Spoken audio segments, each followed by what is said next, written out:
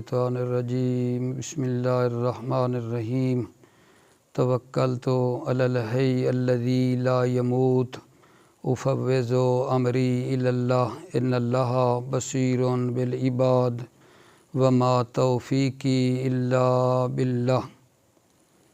بحث جو آج ہماری ہے وہ اس میں غیر متمکن کی اقسام کے بارے میں ہے۔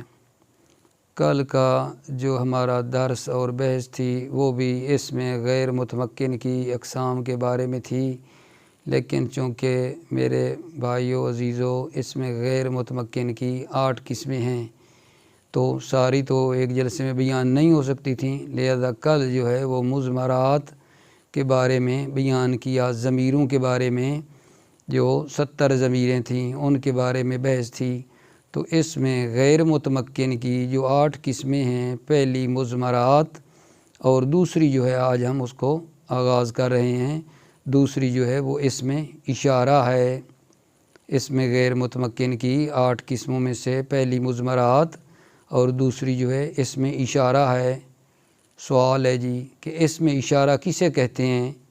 اس میں اشارہ اس اسم کو کہتے ہیں جو وضع کیا گیا ہے تاکہ مشارون الیہ کے اوپر دلالت کرے۔ اس کو عربی زبان میں ایسے کہہ سکتے ہیں ما وضع لیدل علی مشارون الیہ۔ اس میں اشارہ کیا ہے؟ اس میں اشارہ اس اسم کو کہتے ہیں جو وضع کیا گیا ہے جو مشارون الیہ پر دلالت کرے، یعنی اسے بنایا گیا ہے تاکہ وہ مشارون الیہ کے اوپر دلالت کرے۔ پھر یہ جو اس میں اشارہ ہے، کچھ ایسے ہیں اشارے جو قریب کے لیے آتے ہیں اور کچھ اسماء اشارہ ہیں جو بعید کے لیے آتے ہیں۔ اگر قریب کے لیے اشارہ کرنا ہو تو اس کے لیے الگ الفاظ ہیں، بعید کے لیے اشارہ کرنا ہو تو اس کے لیے الگ الفاظ ہیں۔ مثلا قریب کے لیے اشارہ کرنا ہو اور وہ چیز واحد مذکر ہو تو اس کے لیے کیا لگتا ہے جی؟ ہاذا واحد مذکر کے لیے ہے، اور ہاذان تثنیہ مذکر کے لیے ہے۔ اگر مؤنث کی طرف اشارہ کرنا ہو تو ہاذہی جو ہے وہ مؤنث کے لیے ہے، البتہ یہ بتا جو رہا ہوں یہ قریب کے لیے ہیں، قریب کے لیے۔ اور ہاتان تثنیہ مؤنث کے لیے اشارہ کرنا ہو تو ہاتان جو ہے لگتا ہے۔ ہاؤلائے جو ہے، ہاؤلائے جمع مذکر اور جمع مؤنث دونوں کے لیے نا، ہاؤلائے والا جو کلمہ ہے دونوں کے لیے استعمال کیا جاتا ہے۔ یہ جو بتائے ہیں یہ اسماء اشارہ قریب کے لیے ہیں، یعنی اگر قریب کے لیے اشارہ کرنا ہو۔ اسماء اشارہ جو بعید کے لیے ہیں، اشارے بعید کے لیے، تو مثلا اگر واحد مذکر ہے تو کیا کہتے ہیں؟ ذالکا واحد مذکر کے لیے ہے، ذانکا تثنیہ مذکر کے لیے ہے۔ اگر مؤنث ہو تو کیا کہتے ہیں؟ تلکا جو ہے واحد مؤنث کے لیے ہے، تینکا تثنیہ مؤنث کے لیے، اولائکا جو ہے جمع مذکر اور مؤنث دونوں کے لیے جو ہے یہ استعمال ہوتا ہے، لیکن اولائکا اشارہ کیا ہے؟ بعید کے لیے ہے۔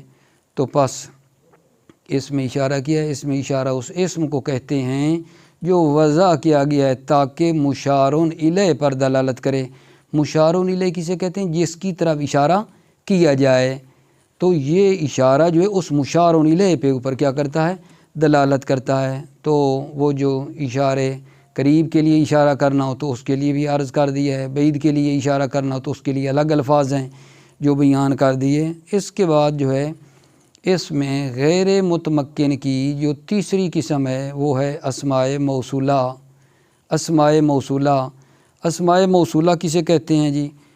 اسم موصول وہ اسم ہے جو صلہ کے بغیر جملے کا پورا جز نہیں بنتا، یعنی جملے کا جو جز بنے گا تو موصول کے ساتھ صلہ کا آنا ضروری ہے۔ اسم موصول وہ اسم ہے جو بغیر صلے کے جملے کا جز تام نہیں بنتا۔ یعنی یہ عرض کرنا چاہتا ہوں کہ یہ جو موصول ہے، موصول کے بعد صلہ، موصول صلہ مل کر ہی ایک جملے کا جو ہے نا جز بنیں گے۔ ایسے نہیں ہے کہ موصول ہو صلہ نہ ہو تو وہ مطلب جز نہیں بن سکتا جملے کا۔ وہ جو مطلب موصول کے بعد صلہ لگائیں گے اس کے لیے ضروری ہے میرے عزیزوں کہ وہ جملہ خبریہ ہو، صلہ کے لیے موصول جو ہے جملہ خبریہ کا ہونا ضروری ہے، صرف اور صرف جملہ خبریہ ہو، اور اس جملہ خبریہ کے اندر ایک ضمیر ہو جو ضمیر موصول کی طرف پلٹ رہی ہو۔ جملہ خبریہ کے اندر ایک ضمیر ہونی ضروری ہے جو نا موصول کی طرف جو ہے پلٹے۔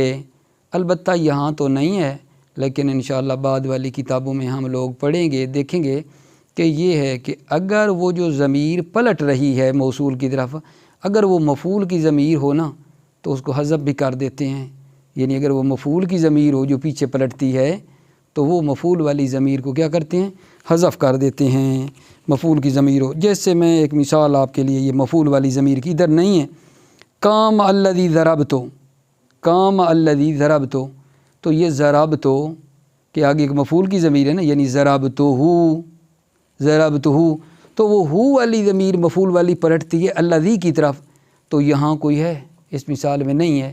لہذا اگر مفعول کی ضمیر ہو جو موصول کی طرف پلٹتی ہے تو اس کو حذف بھی کیا جا سکتا ہے۔ اس کی پہلے ایک مثال دوں، پھر اس کے بنا مطلب ہے کلمات ہیں، الفاظ ہیں جو مطلب ہے موصول کے لیے استعمال ہوتے ہیں۔ تو بھلا کیا عرض کیا ہے، اسم موصول وہ اسم ہے جو بغیر صلہ کے جملے کا جز تام نہیں بنتا ہے، اور وہ جو موصول ہوتا ہے، موصول وہ کیا ہوتا ہے، صلہ کا جو مطلب ہے آگے موصول آئے گا، یہ موصول ہے نا، موصول کے بعد جو صلہ آئے گا اس کا جملہ خبریہ ہونا ضروری ہے، صلے کا جملہ خبریہ ہونا ضروری ہے، اور اس کے اندر ضمیر ہو جو پیچھے کی طرف پلٹے۔ جیسے اس کی مثال تو نہیں دی، تکرار کیا ہے دوبارہ۔ مثال جا الذی ابوہ عالم، جا فعل، الذی موصول، صلہ کیا ہے ابوہ عالم، ابوہ مضاف الیہ مل کر مبتدا، عالم اس کی خبر۔ تو یہ جو مبتدا خبر ہے اس کے اندر عرض کیا ہے نا کہ ایک ضمیر ہو جو موصول کی طرح پلٹے، وہ کیا ہے اس مثال میں ابوہ، ابوہ کے اندر ہو کی ضمیر ہے جو الذی کی طرف جو ہے پلٹ رہی ہے، یا الذی ابوہ عالم۔ اچھا، یہ جو اس میں اسماء موصولہ ہم پڑھ رہے ہیں ان کے لیے جی مثلاً کون سے الفاظ استعمال ہوتے ہیں؟ الذی جو ہے وہ ایک مرد، الذی وہ ایک مرد، اللذان وہ دو مرد، الذین وہ تمام مرد، یعنی مطلب ہے زیادہ لوگوں، تو ان کے لیے جو موصول استعمال ہوتا ہے وہ کیا کرتے ہیں الذین، الذین، اگر دو ہوں تو اللذان کر کے کرتے ہیں، ایک ہو تو کیا کرتے ہیں الذی، یہ تھے مذکر کے لیے، لیکن اگر فرض کریں مؤنث ہے تو اس کے لیے کیا لگے گا اللتی، اللتی وہ ایک عورت، اللتان وہ دو عورتیں، اللاتی واللواتی جو ہے یہ کلمہ آتا ہے تمام عورتوں کے لیے، زیادہ ہوں تو پھر اللاتی واللواتی لگتا ہے۔ یہ ہو گیا جی اس میں غیر متمکن، یہ جب بیان کر دیا آپ کی خدمت میں اس میں موصول کو، تو اس کے ساتھ نہ کچھ اور بھی الفاظ ہیں، یعنی یہ جو بتا رہے ہیں نا اس میں موصول کے الفاظ، مثلا ما آیا ہے، ما ہے یہ بے معنی الذی کے آتا ہے لیکن غیر ذوی العقول کے لیے آتا ہے، ما بے معنی الذی غیر ذوی العقول کے لیے اس کا استعمال ہوا ہے۔ من ہے، من جو ہے یہ بھی الذی کے معنی میں آیا ہے لیکن یہ کس کے لیے آتا ہے؟ ذوی العقول کے لیے آتا ہے۔ اس کے ساتھ جی ایک کلمہ ہمارا ہے، بھائی اس کا جو موضوع ہے نا اس سے نا ہمیں ساتھ ساتھ رہنا ہے، مجھے اور آپ کو ایک دوسرے کو ساتھ ساتھ، ٹھیک ہے۔ ایک ہمارے استاد بزرگوار تھے، وہ اکثر فرمایا کرتے تھے آغا موضوع ہے کیرہ داری، سارے کیرہ داری می تراشی، وہ اپنے فرماتے تھے آغا سارے کیرہ می تراشی، کس کے سار کو تم تراش رہے ہو؟ مقصد کیا تھا؟ یعنی موضوع مشخص ہونا چاہیے جس کے اوپر ہماری گفتگو ہو رہی ہے، تو مطلب ہے ذہن اگر ادھر ادھر چلا جائے پتہ ہی نہ ہو بھائی کس کے بارے میں بات ہو رہی ہے۔ بیس ہماری اسماء موصولہ کے بارے میں ہو رہی ہے، اسماء موصولہ کے جو الفاظ استعمال ہوتے ہیں ان کے بارے میں ہو رہی ہے۔ تو اسماء موصولہ میں سے ایک من ہے، الفاظ آخر ظاہر لاگو کرنے ہیں یا نہیں، جیسے اسماء اشارہ کے لیے بتایا ہے کہ قریب کے لیے مثلا ھذا ہے، ٹھیک ہے، اور تثنیہ کے لیے ھذان ہے، اور مثلا جو ہے نا ہؤلاء ہے، ٹھیک ہے، اور ذالک بعید کے لیے آخر اسماء اشارہ کے جیسے الفاظ بتائیں، ان کے بھی تو الفاظ ہیں نا آخر، اسماء موصولہ مثلا کیسے ہم اس کو لاگو کرنا چاہتے ہیں، تو وہ الفاظ ہم اس کو بتائے جا رہے ہیں آپ کی خدمت میں، اسماء موصولہ عرض کر رہا ہوں۔ تو ایک ان میں کیا ہے، من ہے، من بے معنی کیا ہوتا ہے، یہ بھی الذی کے لیے ہے، لیکن یہ نا ذوی العقول کے لیے آتا ہے، من الذی کے معنی میں ہے لیکن ذوی العقول کے لیے اس کا استعمال ہے۔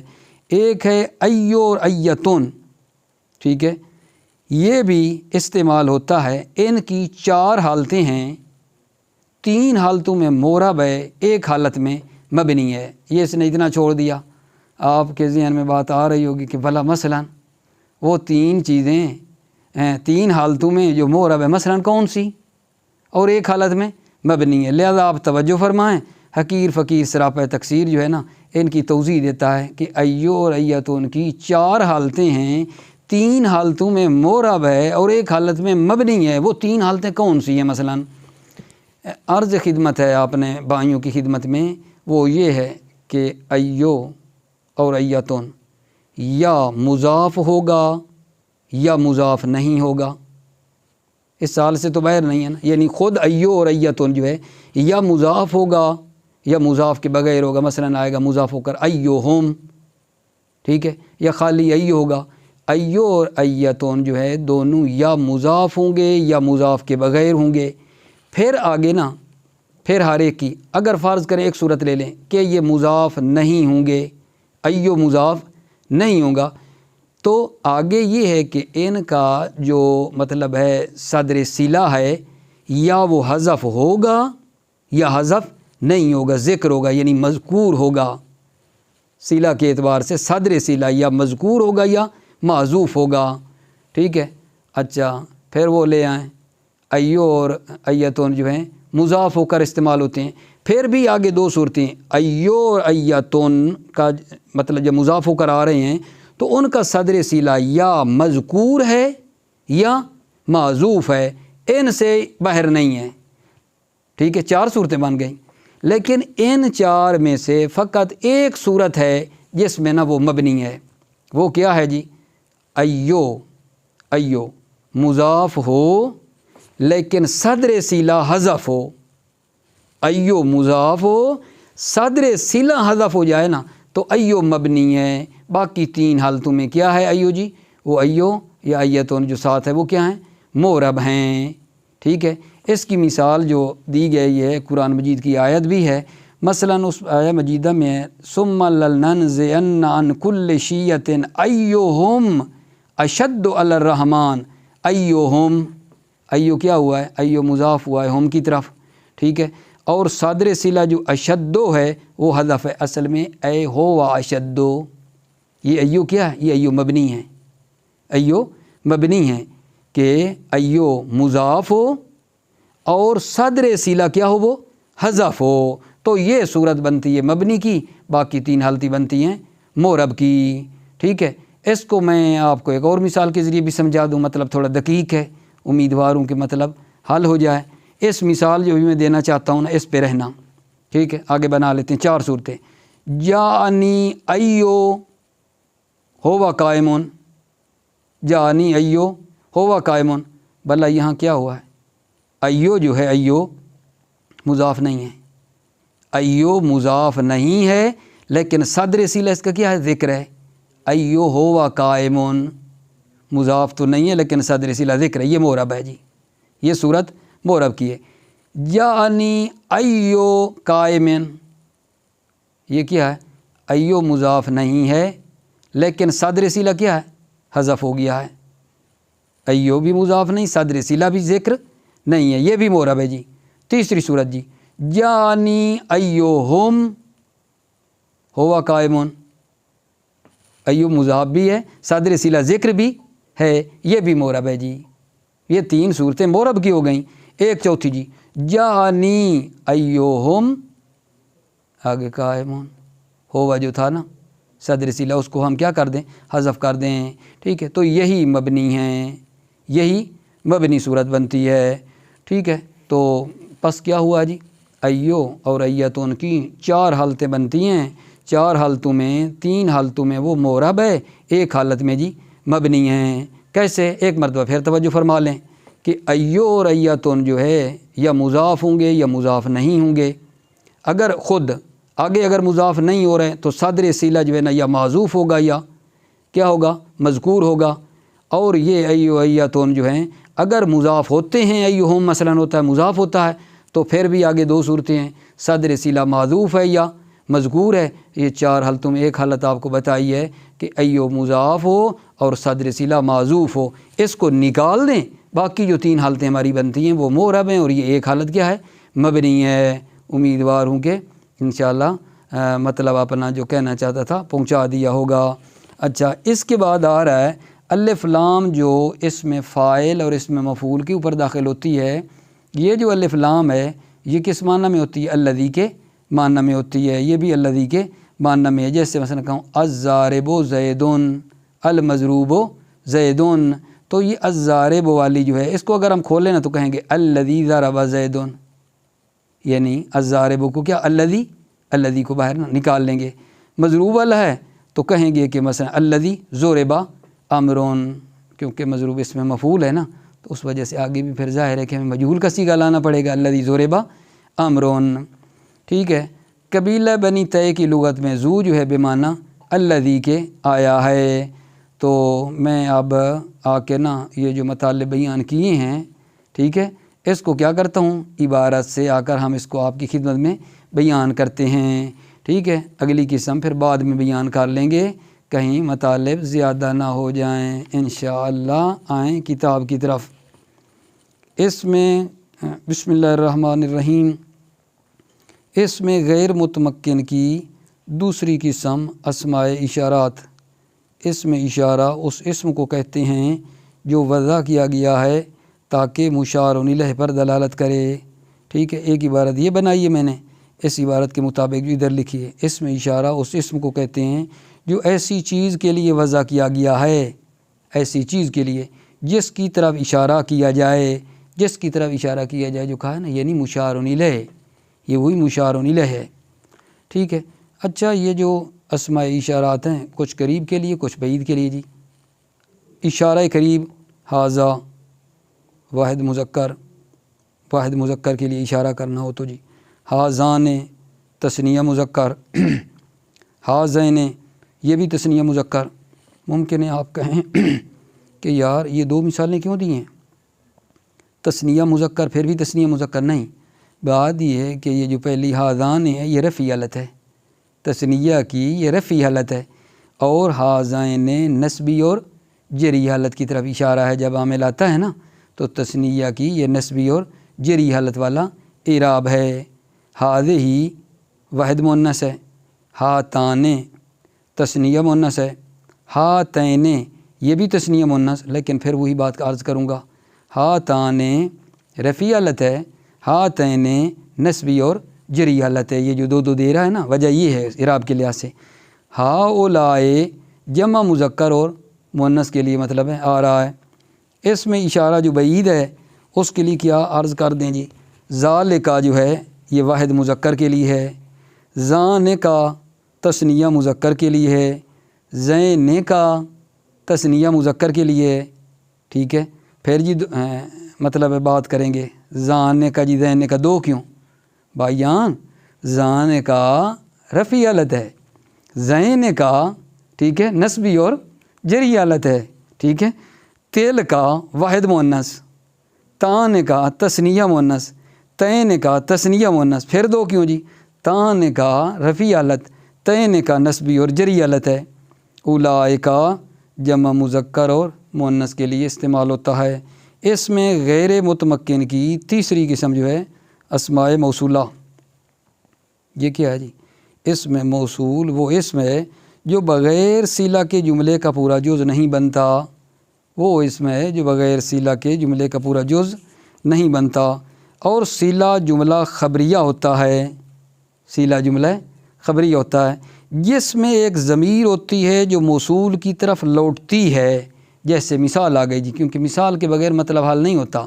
ٹھیک ہے نا، جاء الذی ابوہ عالم، جاء فعل، الذی میرے عزیز بھائیو عزیزو، اس میں موصول ابوہ مضاف مضاف الیہ مل کر مبتدا عالم خبر جملہ خبریہ ہے، مبتدا خبر جملہ خبریہ ہے، اس کے اندر ضمیر جو کا ہونی چاہیے جو وہ کہاں ابو ہو کی ضمیر ہے جو الذی کی طرف پلٹ رہی ہے۔ آیا وہ ایک مرد جس کا باپ عالم ہے، ٹھیک ہے۔ اچھا اسماء موصولہ کے لیے جو چیزیں استعمال ہوتی ہیں الفاظ وہ کون سی ہیں جی؟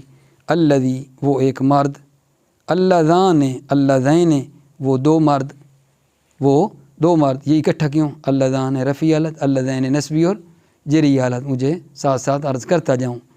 الذین وہ تمام مرد، ٹھیک ہے، یہ اس کے ہو گئے۔ اگر عورت کو دیکھنا چاہیں تو اللتی وہ ایک عورت، اللتان اللتین وہ دو عورتیں، پھر کیوں؟ اللتان رفیع حالت، اللتین نسبی اور جری حالت۔ اللاتی واللواتی وہ تمام عورتیں، کیونکہ جمع ہے نا تو اس کے لیے پھر یہ استعمال ہوتا ہے۔ تیسرا یہ کہ ما بمعنی الذی، ما آتا ہے موصول کے لیے لیکن وہ کس معنی میں ہوتا ہے؟ الذی کے معنی میں، غیر ذوی العقول کے لیے آتا ہے ما بمعنی الذی، غیر ذوی العقول کے لیے۔ من جی ایک من ہے، من بمعنی الذی یہ کس کے لیے آتا ہے جی؟ ذوی العقول کے لیے استعمال ہوتا ہے۔ ذوی العقول یعنی صاحبان عقل، جن کے پاس عقل ہے، ذوی العقول اس کو کہتے ہیں۔ عقل کی جمع عقول، ذوی صاحبان عقل کے لیے۔ ایو اور ایتون ان کی 4 حالتیں ہیں، 3 حالتوں میں معرب ہے اور 1 حالت میں مبنی ہے، تو پہلے انشاءاللہ کافی توضیح دے چکا ہوں اس کو، اسی پہ آگے بڑھ رہا ہوں۔ اور وہ الف لام جو اس میں فاعل اور اس میں مفعول پر داخل ہو وہ بھی الذی کے معنی میں ہوتا ہے، ٹھیک ہے نا۔ اس میں فاعل اور مفعول والی الف لام کس معنی میں ہوتی ہے؟ الذی کے معنی میں ہوتی ہے۔ جیسے الضارب، اچھا زید میں لگا رہا ہوں، یہ نہ کہنا ادھر تو نہیں ہے، فرض سمجھانے کے لیے الضارب زید والمضروب اس کے آگے لگا دیتا ہوں امرون، تو اس کو میں الذی کو کھول رہا ہوں جی۔ الذی کہاں گئی؟ دیکھو، اے الذی ضرب زید وہ جس نے مارا ہے زید ہے، الذی ضرب جس نے مارا ہے وہ کون ہے؟ زید ہے، اور اس میں مضروبون کا کیا کھولیں؟ اے الذی ضرب عمرون وہ جس کو مارا گیا ہے وہ کیا ہے؟ عمر ہے۔ قبیلہ جی بنی تے کی لغت میں ذو بمعنی الذی ہے، جیسے جاءنی ذو ضرب کا یعنی الذی ضرب کا، جاءنی میرے پاس آیا وہ جس نے کیا ہے؟ ذو ضرب کا یعنی جس نے الذی ضرب کا جس نے آپ کو مارا۔ السلام علیکم ورحمۃ اللہ وبرکاتہ۔